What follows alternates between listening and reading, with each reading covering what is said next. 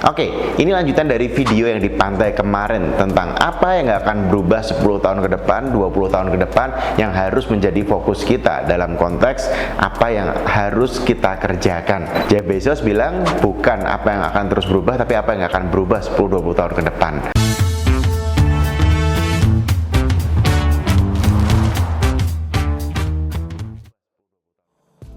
Nah, teman-teman semua, ini intisari dari bukunya Morgan Housel, Same as Ever.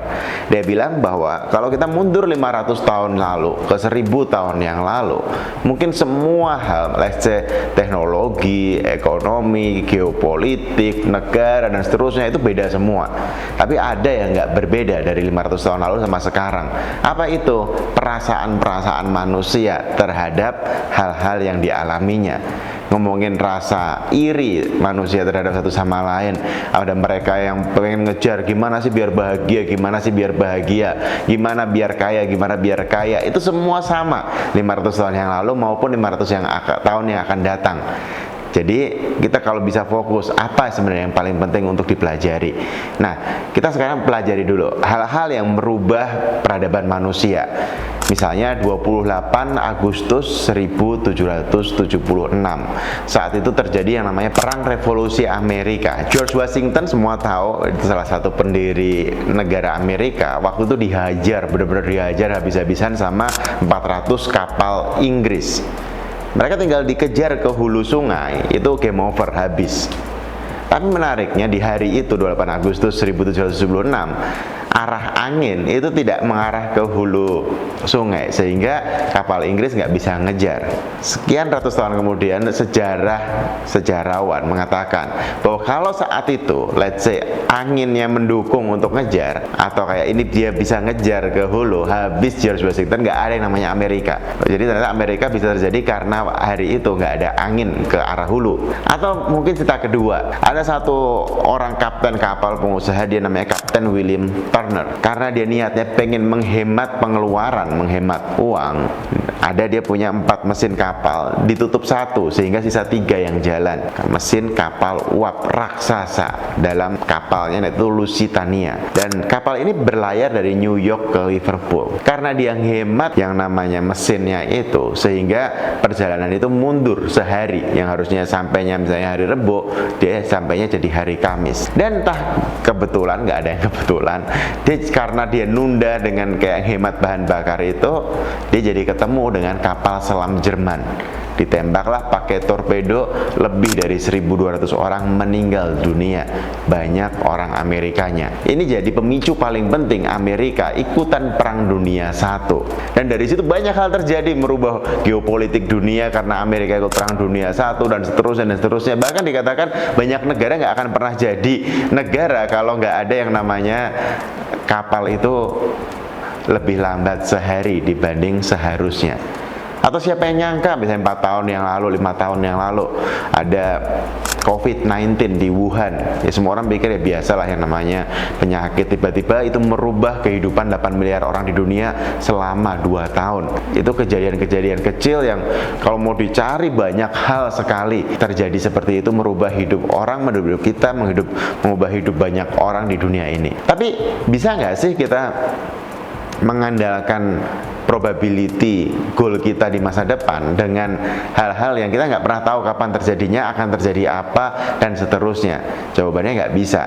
Hal-hal kayak gitu nggak bisa diprediksi. Makanya Jeff Bezos bilang, kenapa nggak kita lakuin hal-hal yang bisa diprediksi?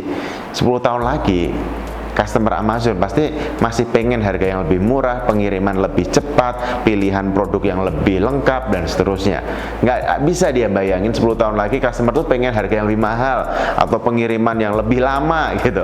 Itu kayak nggak kebayang. Makanya dia kayak fokus banget ke hal-hal itu yang akan ngasih dia dividen atau payout rasionya jauh lebih gede dibanding ngerjain hal-hal yang lain. Mungkin teman-teman sekarang, oh ada AI, ada ini, ada itu, oh, ganti presiden, ini lagi pilkada, ini kayak itu berubah terus, nggak dalam kontrol kita. At some point. Jadi yang dalam kontrol kita apa? Morgan Housel bilang ada beberapa poin.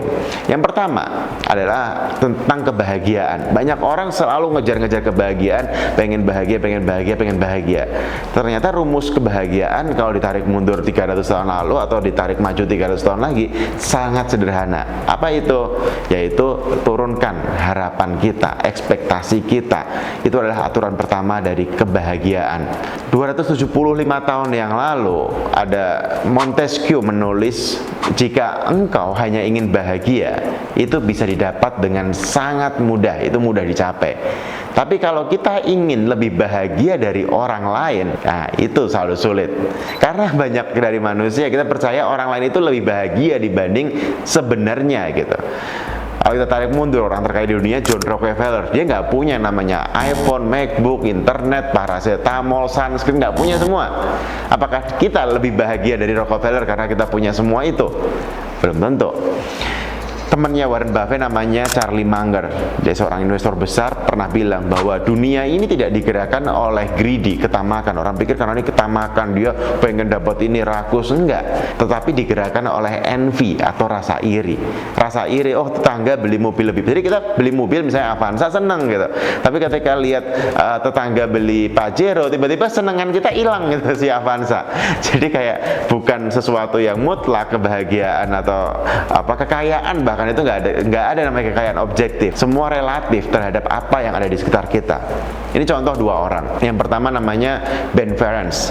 Dia ngalamin hidup yang susah banget di New York, seorang imigran dari Rumania. Dia pengangguran, nggak bisa bahasa Inggris, nggak punya kerjaan dan seterusnya. Untuk makan susah.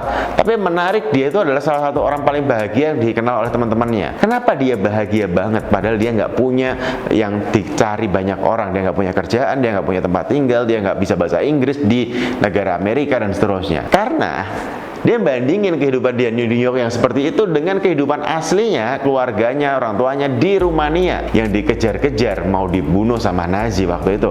Tiap hari dia mikir masih bisa hidup nggak nanti malam, masih bisa hidup nggak besok pagi gitu. Dia khawatir banget. Jadi ini jauh lebih menyenangkan dibanding nggak tahu besok masih hidup atau enggak. Atau sebaliknya ada satu cerita namanya Gary Kremen, dia CEO-nya Match.com. Dia punya kekayaan lebih dari 10 juta dolar, let's say 160 miliar. Dan itu menjadikan dia golongan 0,00001, tuh nolnya ada 5% orang terkaya di dunia. Jadi dia bukan golongan 1%, tapi golongan 0,00001% orang terkaya di dunia. Yang jadi masalah adalah dia tinggal di San Francisco, Silicon Valley. Bagi dia 10 juta dolar itu sangat nggak cukup. Dia nggak bisa santai, dia masih kerja 60-80 jam seminggu. Dia masih mikirin, oh nanti buat rumah gimana, buat apa gimana. Dia masih ngasih 10 juta itu miskin sekali di Silicon Valley. Karena kanan kiri dia banyak sekali bilioner, banyak sekali orang yang punya 200 juta dolar, 500 juta dolar. Dia ada di circle itu, sehingga 10 juta dolar bagi dia kayak masih kurang banget. Itu baik lagi, tidak ada kekayaan objektif. Yang ada adalah relatif terhadap apa yang ada di sekitar kita. Itu adalah poin pertama. Poin nomor 2 adalah akal budi liar. Poin nomor 3 adalah angka-angka liar. Apa maksud ini? Maksudnya adalah tiap orang bisa jadi punya equilibrium ataupun polarity yang sangat-sangat berbeda dengan orang lainnya. Kipchoge, pelari tercepat di dunia, waktu dia menang Olimpiade harus nongkrong nunggu di ruang loker berjam-jam sebelum pengaluan medali. Juara 2, juara 3 seperti biasa dia main handphone, sosmed dan seterusnya. Kipchoge cuma duduk diem ngeliatin tembok sambil kayak puas berjam-jam. Semua teman lihat ini bukan manusia nih. Elon Musk ketika umur 32 tahun dia bilang, gue mau ngalahin GM, ngalahin Ford, ngalahin NASA sekaligus. Dia bikin Tesla, bikin SpaceX. Ini ada orang-orang gila di sekitar kita.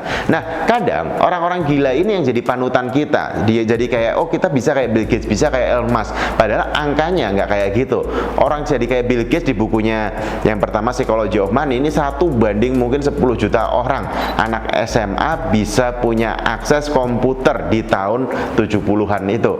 Jadi kayak di zaman itu kayak Bill Gates itu 1:10 juta orang bisa mengakses komputer di umur 15 tahun gitu. Sedangkan ratusan juta anak SMA lainnya di seluruh dunia nggak punya akses komputer itu.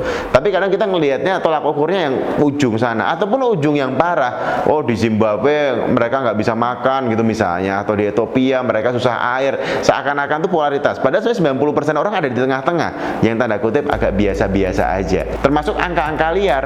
Ada, saya lupa namanya, satu orang dia menang lotre kalau nggak salah 2,7 juta dolar. Wah, keren banget. Anggaplah 3 juta dolar berarti berapa? 50 miliar lah gampangannya. Nggak sampai 4 bulan dia menang lagi lotre. Nah, ketika dia menang lotre lagi, semua gempar seluruh dunia, terutama di Amerika. Kok bisa ada orang menang lotre 2 kali dalam waktu yang sangat singkat? Wah, ini kemungkinannya 1/500 triliun bisa menang kayak gitu. Ya, orang biasanya berimajinasi seperti itu. Tapi kalau kita pakai angkanya, statistician pakai, oh karena ini diundi tiap minggu, dia bermain di level ini dan seterusnya. Ternyata peluang dia bisa menang 2 kali itu 1/30. Sangat besar kemungkinan dia menang 1/30. Poinnya apa? Kalau kita dengar apapun, lihat apapun, terima apapun, cek lagi datanya, angka-angkanya, pakai statistik yang benar, dipelajari lagi datanya, sehingga bisa jadi semua itu cuma bias karena sudut pandang kita pribadi. Kalau kita cari lagi ternyata itu jadi jauh lebih masuk akal gitu. Kenapa? Yang tadi balik poin nomor pertama, kita mungkin melihat oh Raffi Ahmad dengan 50 mobilnya, dengan rumah 50 tingkatnya misalnya gitu, seakan-akan kebahagiaan itu yang di situ.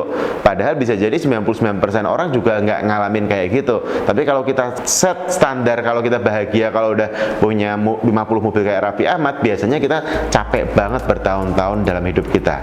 Jadi poin nomor 2, cek lagi apakah nih orang tanda kutip gila yang benar atau gila yang salah, atau perlukah kita ikut jadi gila kayak dia, atau kayak ya udah kita cukup dengan kehidupan kita, pikiran kita yang nggak perlu segila dia. Karena orang-orang gila kayak gitu ya memang 1/10 juta orang gitu.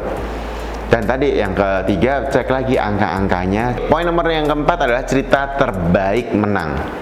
Apa yang mau dimaksud di sini? Sejarah peradaban manusia itu adalah hidup dari storytelling ke storytelling. Kita tahu Sangkuriang, kita tahu Roro Jonggrang, kita tahu cerita Napoleon, kita cerita Alexander the Great, kita dengar semua cerita itu adalah storytelling.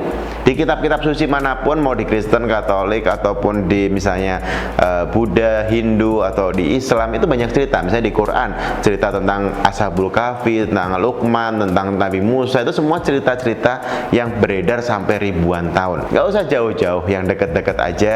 Misalnya Martin Luther King Jr. Dia pidato, ada satu bagian pidato dia menggerakkan manusia sampai bikin ada presiden Barack Obama kulit hitam pertama di Amerika itu karena pidatonya I Have a Dream. Dengan sangat emosional tuh gerakin pergerakan diskriminasi rasisme kulit hitam tercepat karena pidato paling kuatnya itu.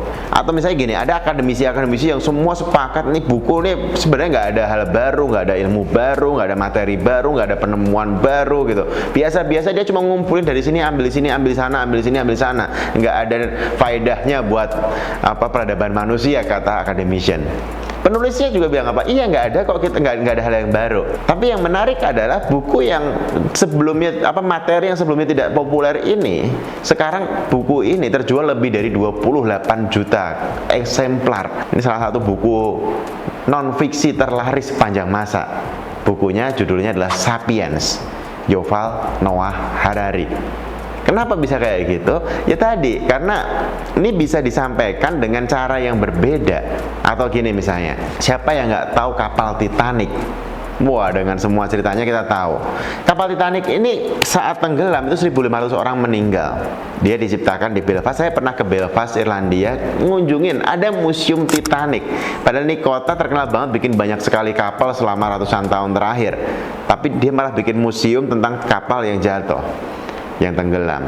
Dan ternyata saya baru tahu Titanic itu bukan cuma filmnya Leonardo DiCaprio tahun 97 itu. Ternyata banyak banget film yang nyeritain tentang Titanic, banyak banget novel yang nyeritain tentang Titanic, sehingga itu resonate ke semua orang tentang jatuhnya kapal Titanic itu. Story-nya berulang. Padahal ada namanya kiangnya, itu kapal tenggelam juga, 4.000 orang meninggal. Dona Pass itu 4.345 orang meninggal, orang datang situ.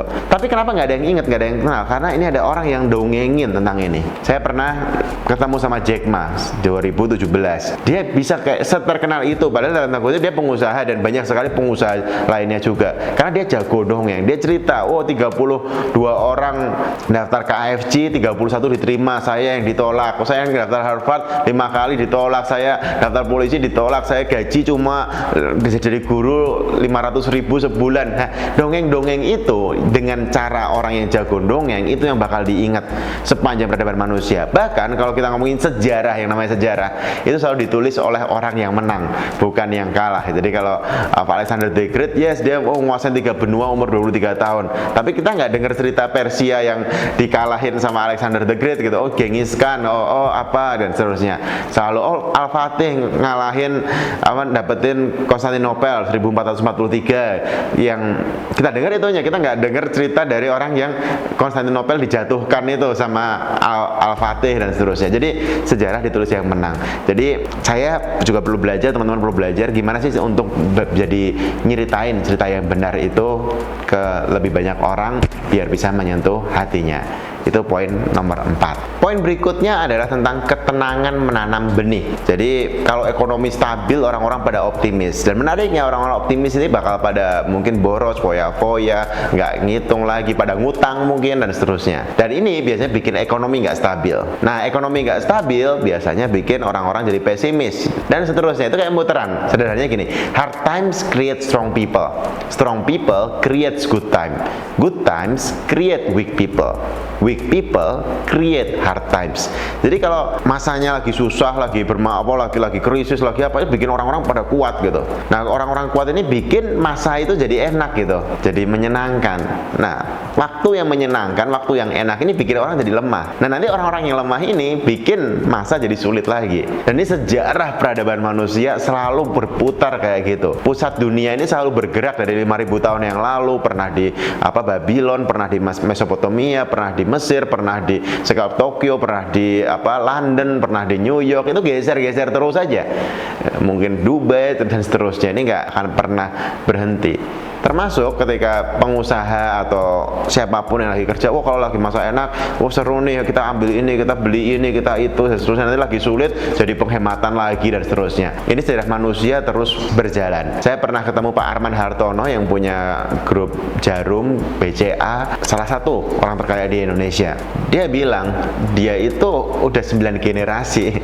Dan yang bikin dia selamat justru karena dia selalu berpikir, nanti kalau krisis gimana, nanti kalau jatuh gimana, nanti kalau ada masalah gimana, nanti kalau ada krismon gimana, nanti kalau ada huru-hara gimana, nanti kalau politik nggak stabil gimana. Sehingga apa? Dia nyimpen, dia punya simpenan, dia punya cadangan, dia punya reserve, dia punya dia nabung terus. Karena berkali-kali dari 80 tahun lalu pabrik mercon kebakaran, pabrik mercon dibakar, Jarum pernah dibakar juga sama kompetitor. Hal-hal kayak gitu pernah krisis. Banyak sekali terjadi. Dia pikir krisis itu selalu terjadi, pasti terjadi. Jadi bukan optimis, bukan pesimis, tapi realistis. Sehingga kita harus siap-siap. Nah, orang-orang kayak gini yang menang, yang ngelihatnya jangka panjang, ngelihatnya kayak yang nanti masalah terjadi kok, sehingga dari sekarang siap-siap. Bukan selalu akan di atas, terus akan menyenangkan, terus akan mudah, terus itu banyak orang jatuh biasanya di situ malah. Termasuk yang susah itu, akan selalu susah, terus akan selalu bermasalah, akan selalu miskin, terus dia juga nganggap ya udah mau anakku mau cucuku bakal susah terus juga. Nah, poinnya adalah kalau kita bisa tenang nanam benih, ngerawat, nyiram, mupuk, ya nanti kita bakal panen. Tapi kalau kita nggak bisa tenang, nggak bisa main jangka panjang, biasanya cuma naik turun itu, dan itu yang paling capek. Masih ada beberapa poin, tapi yang mau saya sampaikan adalah cari apa dalam kehidupan Anda yang nggak akan berubah 10 ataupun 20 tahun lagi. Dari situ silahkan dimaksimalkan untuk dipelajari, untuk dikerjakan, untuk diinvestasikan waktu, energi, resource, tenaga Anda untuk memperbaiki hal itu sehingga Anda bisa panen ke depannya. Cari prioritasnya apa, cari kira-kira apa yang nggak akan berubah 10-20 tahun lagi, sehingga apa yang Anda kerjakan ini nggak sia-sia dan akan bikin yang namanya return paling gede. Thank you.